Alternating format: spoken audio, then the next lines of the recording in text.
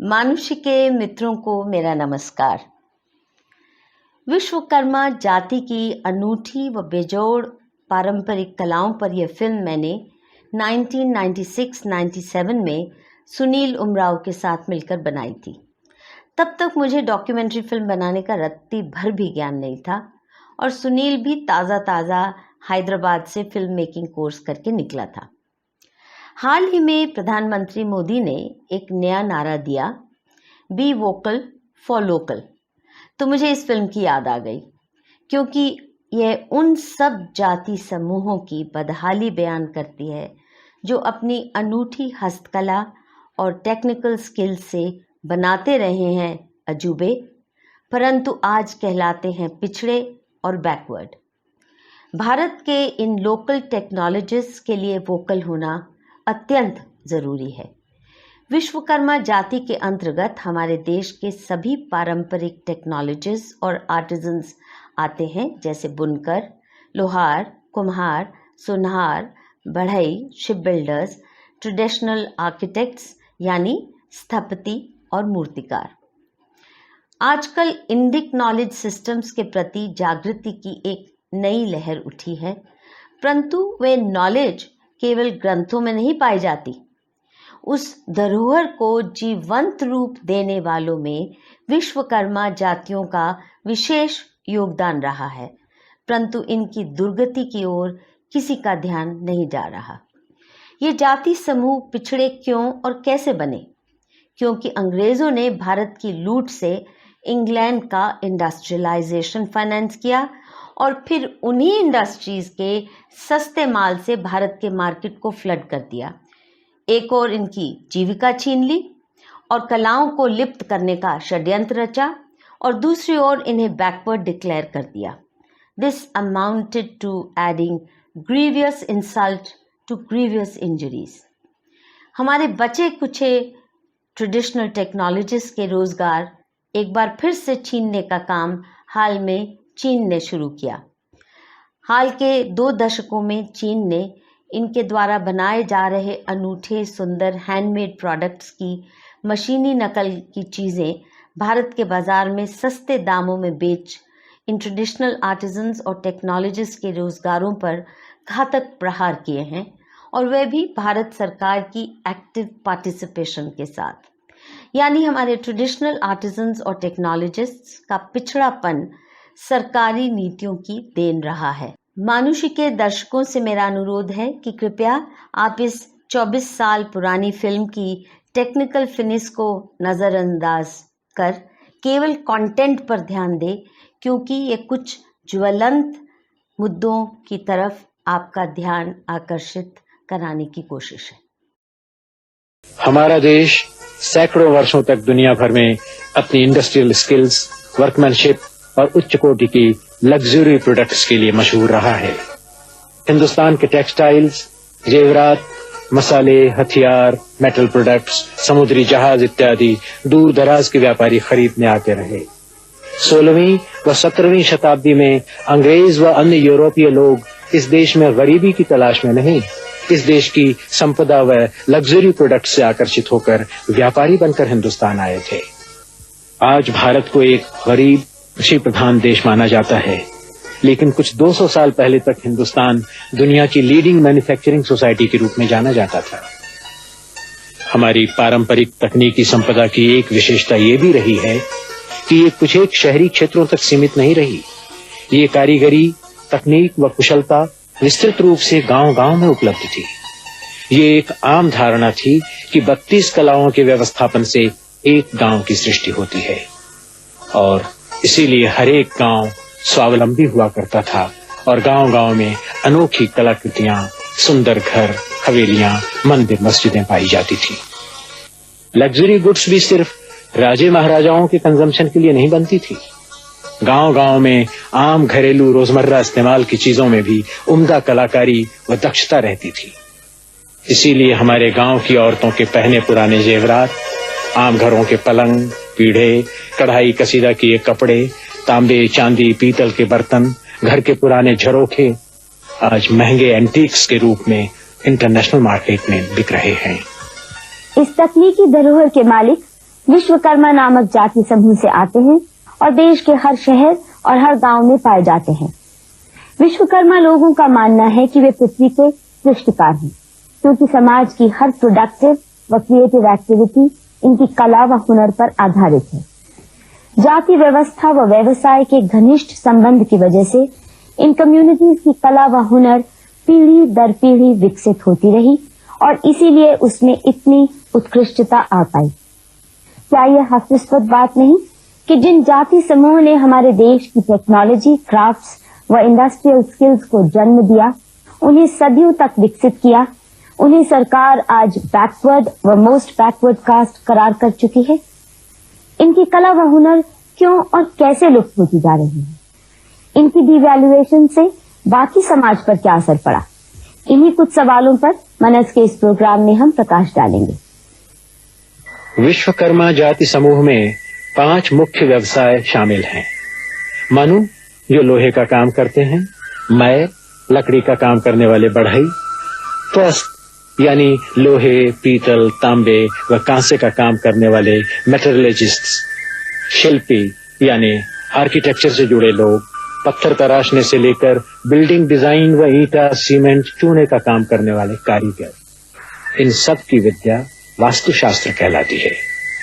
5वां तबका विश्वज्ञ यानी सुनारों का है, जो सोने चांदी के जेवरात बनाते हैं, यानी समाज की हर रचनात्मक व उत्पादक क्रिया इनके योगदान पर आधारित है। Without this community, nothing can happen. Even for suppose we take basic needs, food. For food is being cultivated by this farmer.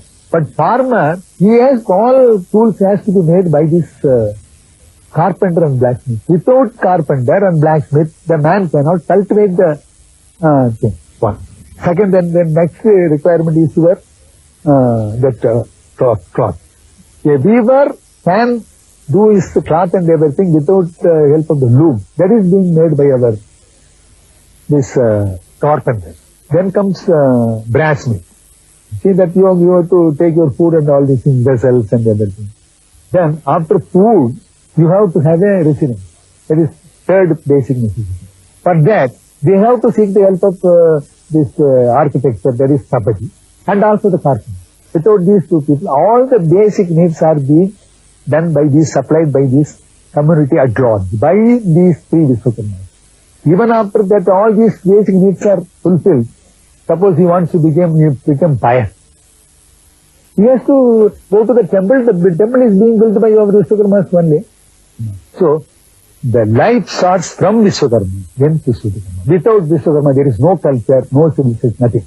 That is why we are very proud to say, we are the people who have given the culture and civilization to this entire Bharat. Vishwakarma जाति समूह में सबसे ज्यादा बुरा हाल लोहारों का हुआ, विशेषकर वे लोहार जो ओपन पिट माइनिंग द्वारा पत्थर से आयरन स्मेल्ट करके लोहा बनाते थे, जैसे छोटा नागपुर की ये अघाड़िया जाति। आज इनका हुनर केवल म्यूजियम में नुमाइश करने को रह गया है। अब साल में एक बार भोपाल के म्यूजियम ऑफ मैन में इनसे प्रदर्शनी के लिए भट्टी लगवाई जाती है। अभी तो ये भट्टी हम तोड़ दिए हैं। ये दुकानों से मतलब लोहे खरीद कर अपना औजार बनाते हैं। तोड़ दिए हैं भट्टी।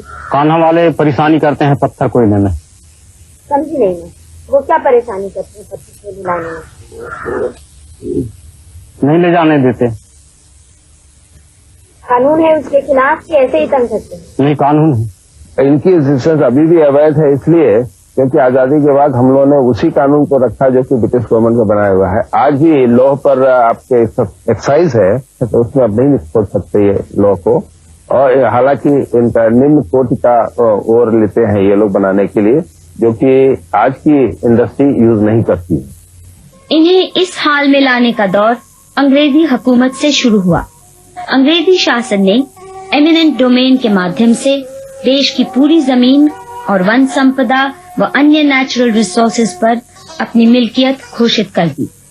इससे यहाँ के लोगों के भूमि व प्राकृतिक संपदा पर पारंपरिक मान्य अधिकारों को एक झटके में उखाड़ दिया गया।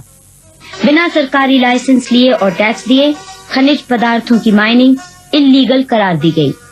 जिससे अघाड़िया जैसी जातियों के पुश्तैनी व्यवसाय अवैध हो गए। इन पर लगाई बंदिशों के पीछे कुछ और भी कारण थे। भारतवर्ष के लोहा से ही आपका लंदन ब्रिज बना है।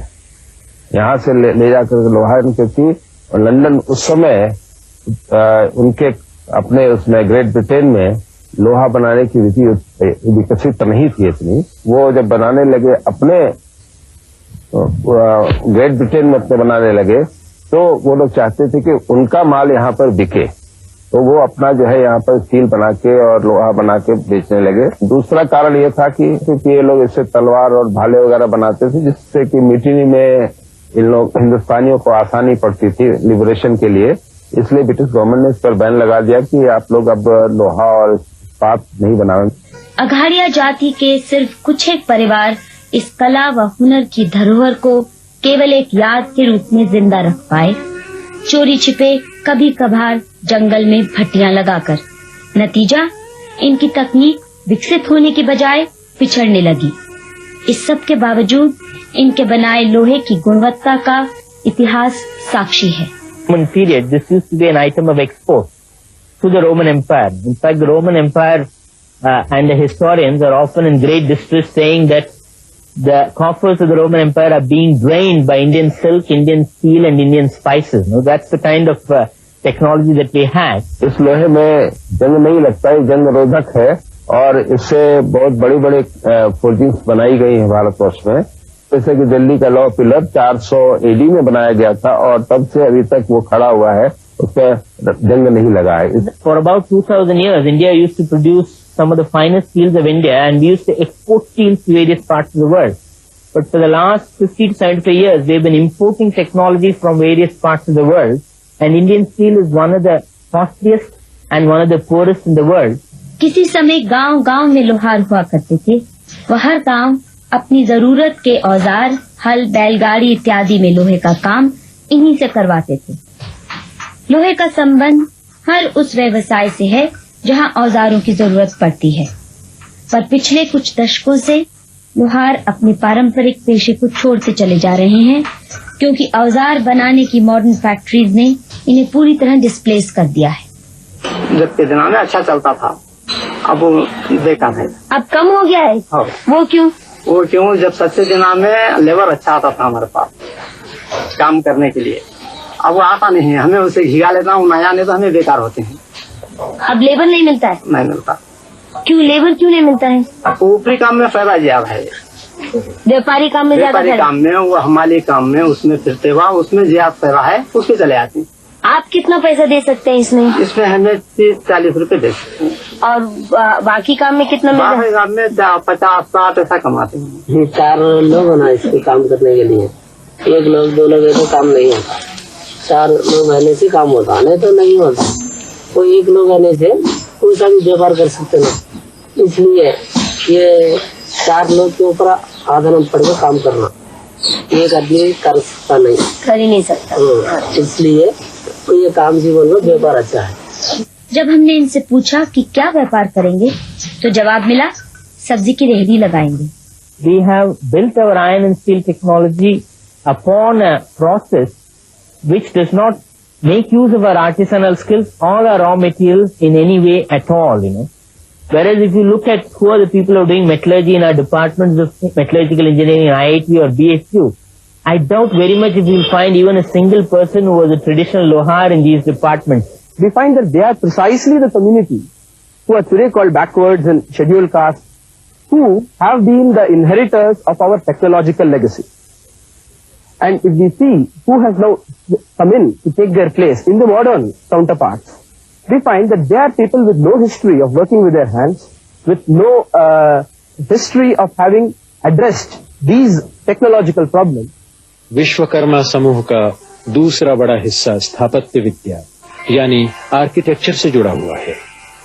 हमारे शिल्पी व स्थपति मंदिर, किले व महल तो बनाते ही थे, साथ ही में उन्होंने बड़े बड़े शहरों को भी डिजाइन किया। मोहनजोदाड़ो के वक्त से सिटी प्लानिंग हिंदुस्तान में एक विकसित कला रही। जयपुर, बनारस, सीरी पेरम्बदूर जैसे शहर आज भी इस कला का जीता जागता नमूना है। इसके अलावा गांव-गांव और हर प्रांत में स्थानीय पर्यावरण, व बिल्डिंग मटेरियल की अवेलेबिलिटी के आधार पर विविध किस्म के घर इस देश में बना करते थे। जैसे राजस्थान में पत्थर की हवेलियां, मिट्टी के सुंदर घर, केरल व आसाम में लकड़ी व बांसों से बने घर।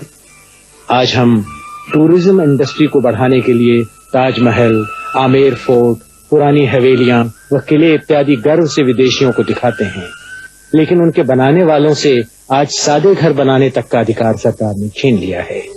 अब इनमें से ज्यादातर सिर्फ मजदूर व कारीगरों के रूप में यानी बढ़ई, मेसन, ईंटा गारा ढोने का काम करते हैं। We are not really craftsmen. We are also designers. This fact is actually suppressed now, which I am not able to tolerate. We can design, we can build, we can do a lot of decorative aspects of the building also. So if we examine like that, we will find only our people. But we are experiencing a kind of subordination. We were classified under Sudras. Are we Sudras? We belong to a very big Vedic culture. Ganpati जी हिंदुस्तान के जाने माने स्थपति हैं, जिन्होंने देश विदेश में कई नामी मंदिर बनाए। स्थपतियों की विद्या के अपने विशिष्ट शास्त्र रहे हैं। स्थपति की हैसियत तक पहुंचने के लिए मॉडर्न आर्किटेक्ट्स की तरह किताबी या शास्त्र ज्ञान तो चाहिए ही, लेकिन साथ साथ उनको शिल्प कला यानी पत्थर का काम व सूत्रधार ज्ञान यानी कैलकुलेशन और मेजरमेंट का ज्ञान भी जरूरी है।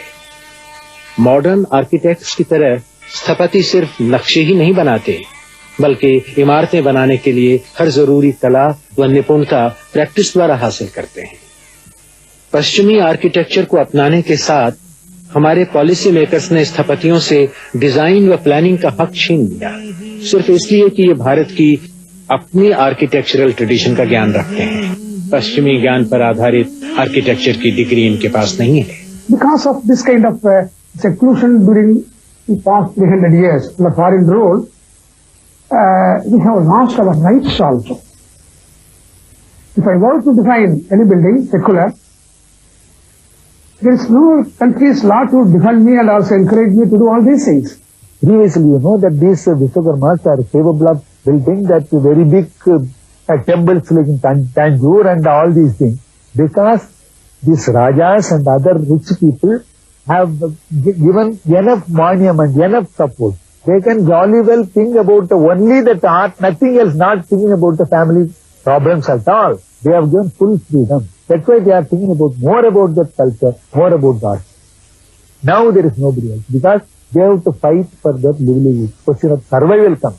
विश्वकर्माओं में बढ़ई जाति को कोई आधुनिक ग्रुप डिस्प्लेस नहीं कर पाया, विशेषकर बारीक डेकोरेटिव वुडवर्क के क्षेत्र में।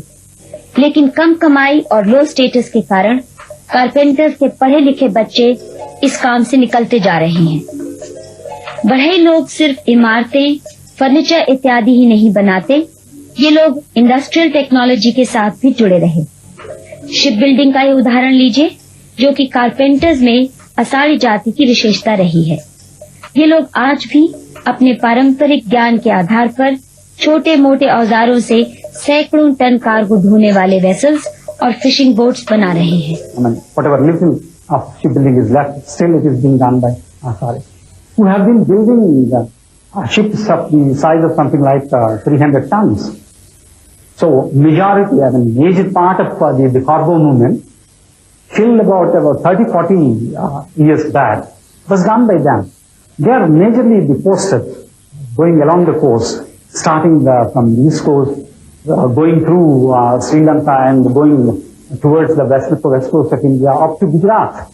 So their knowledge is perfect, navigation knowledge is perfect, and the ships can withstand that kind of rough weather and whatnot.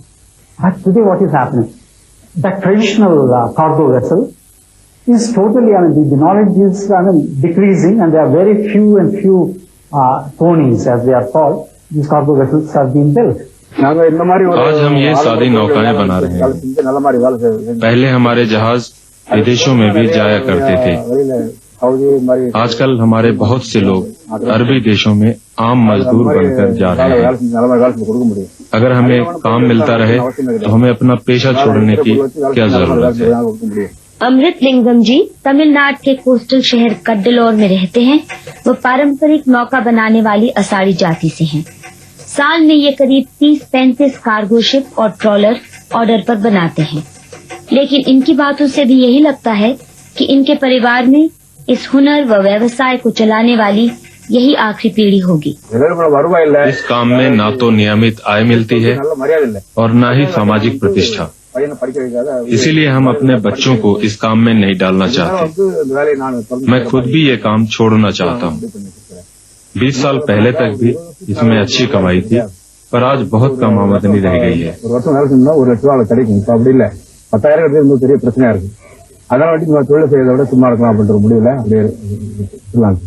Basically, they are carpenters.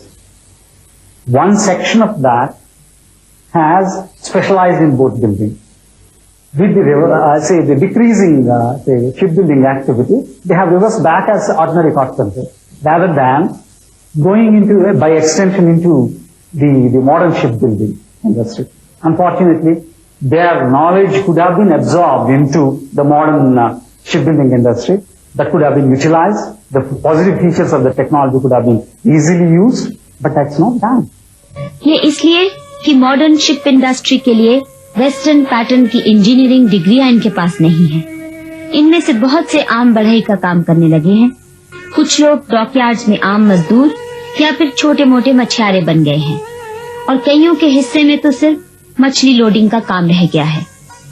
किसी समय हिंदुस्तान अपने मर्केंटाइल वेसल्स के लिए तो मशहूर था ही, लेकिन देश के अंदर भी माल वाहन और यातायात के लिए छोटे बड़े जहाज व नौकाएं प्रमुख साधन हुआ करती थी।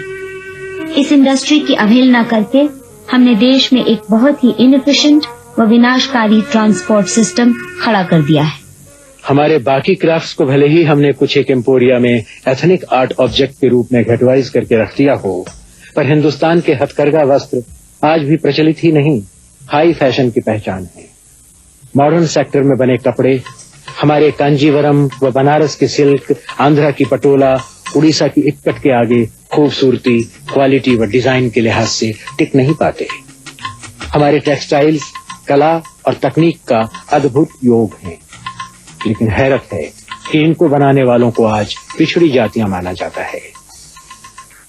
बुनकर यानी वीवर्स पद्मशाली जाति समूह से आते हैं। यह है कांचीपुरम के पास के गांव का एक सामान्य बुनकर परिवार। षणमुगम अपने पिता और मां के साथ मिलकर जरी वाली सिल्क की साड़ियां बुनते हैं।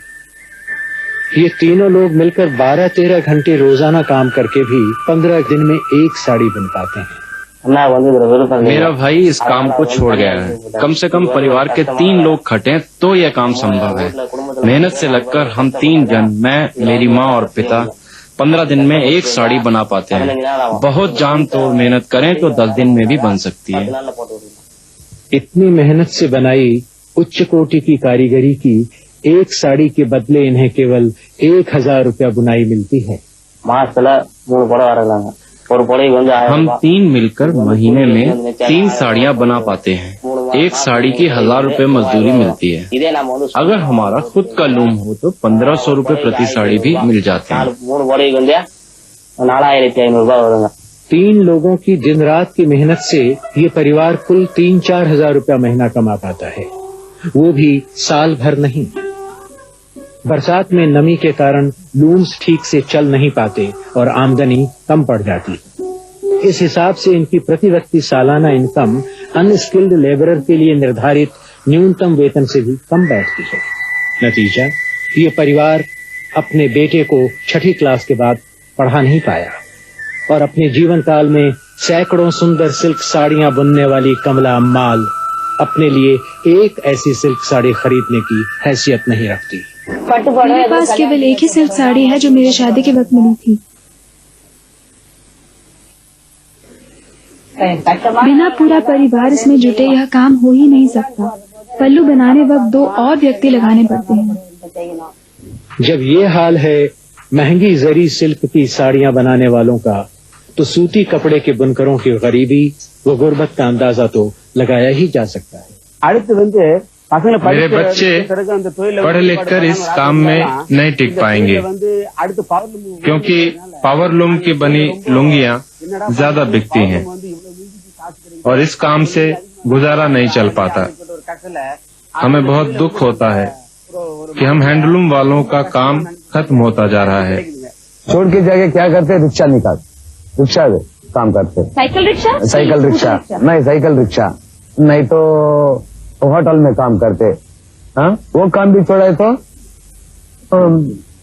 रेल के नीचे पड़ के मर गए। यूं तो सुनारी व जेवरातों का कारोबार विश्वज्ञ जाति की मोनोपोली थी, परंतु आज बड़ी बड़ी जेवरातों की दुकानें व सोने का व्यापार पैसे वाली गैर विश्वकर्मा जातियों के हाथ में आ गया है। पारंपरिक सुनारों में से सिर्फ इक्के दुक्के ही इस व्यापार में टिक पाए हैं। ज्यादातर सुनार बहुत कम वेतन पर सिर्फ कारीगरों के रूप में इस व्यवसाय में पाए जाते हैं। श्याम बाबू को ही देखिए, 26-27 साल से ये सुनारी का काम करते हैं। इन्हें आज 12-14 घंटे रोजाना महीन बारीकी कारीगरी के एवज में कुल 3500 रुपया महीना तनख्वाह मिलती है। उतना तो एक अनस्किल्ड रिक्शा चालक भी कमा लेता है। हमारी 3000 करीब है, 3035 आप बच्चे को काम नहीं सिखा रहे? नहीं, बच्चे को काम हम कभी नहीं सिखाएंगे, उनके भी नहीं सिखाएंगे। क्यों? बस ऐसे ही है, इस काम में कुछ रखा नहीं है। क्यों नहीं? बस वैसे ही है, काम बिल्कुल ही बेकार है। जो हमारे तक है बस में आगे नहीं बढ़ना दो वैसे, क्योंकि कोई फायदा नहीं है। जिसके पास पैसे हैं उसी के लिए है, जिसके पास पैसे नहीं है वो उसके लिए कुछ नहीं है, बेकार है। पैसा व सम्मान मिला है तो केवल उन्हें जो ब्रॉन्ज की मूर्तियां बनाने में स्पेशलाइज करते हैं।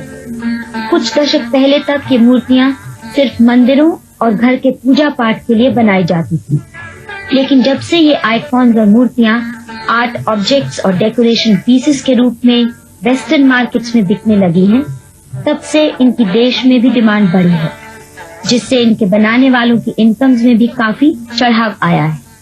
मेरे पिता भी शिल्पी थे और मैं 15 साल की उम्र से इस काम में लगा हूँ।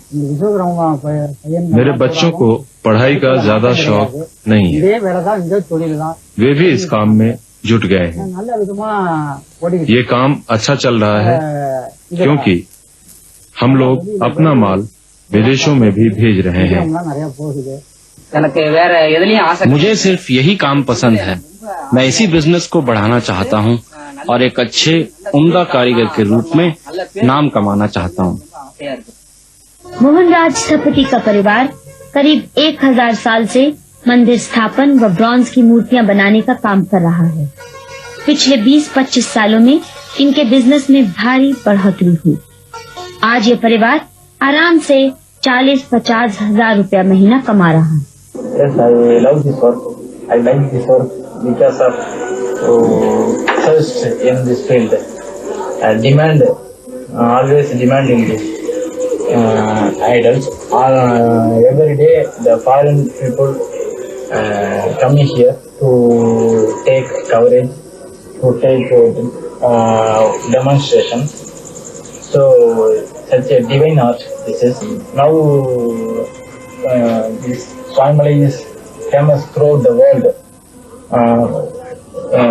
Family is very small city, but all over the world the people coming here. यही वजह है कि केवल ब्रॉन्ज की मूर्तियां इत्यादि बनाने वाले विश्वकर्माओं में भविष्य के प्रति ऑप्टिमिज्म है व अपने व्यवसाय के प्रति सम्मान। बाकी विश्वकर्मा जातियों में घोर निराशा का माहौल है। इस अनूठी हस्तकला के मालिक आज अपनी कला के साथ साथ अपना स्वाभिमान भी खो रहे हैं और छोटी मोटी नौकरियों को तरसते हैं। स्किल्ड वीवर्स का रिक्शा चालक बनने को मजबूर होना, उम्दा औजार बनाने वालों की क्षमता रखने वालों का फुटपाथ पर सब्जी बेचना सिर्फ इन जातियों के लिए ही नहीं, सारे देश के लिए अभिशाप सिद्ध हो रहा है। स्वदेशी तकनीकी की बेकदरी व अवहेलना के फलस्वरूप हम पश्चिमी ज्ञान व तकनीकी इंपोर्ट के मोहताज हो चुके हैं। पश्चिमी प्रोडक्ट्स की घटिया नकल पर आधारित हमारी मॉडर्न इंडस्ट्रियल प्रोडक्ट्स की आज दुनिया में कोई पूछ नहीं, परंतु हमारे गरीब आर्टिजन्स के हाथों से बने टेक्सटाइल्स, ज्वेलरी व क्राफ्ट्स की आज भी दुनिया भर में भारी मांग है। लेकिन कब तक ये लोग अपना पेट काट कर हमारे लिए सुंदर उम्दा कलाकारी करते रहेंगे? कला व तकनीकी धरोहर की तबाही करके क्या देश प्रगति कर सकता है? ये बहुत ही दुख की बात है कि जो बदहाली विश्वकर्मा जाति समूह की अंग्रेजी शासन के दौरान हुई, उससे ज़्यादा अन्याय आज़ाद भारत में इन जाति समूहों के साथ होता रहा।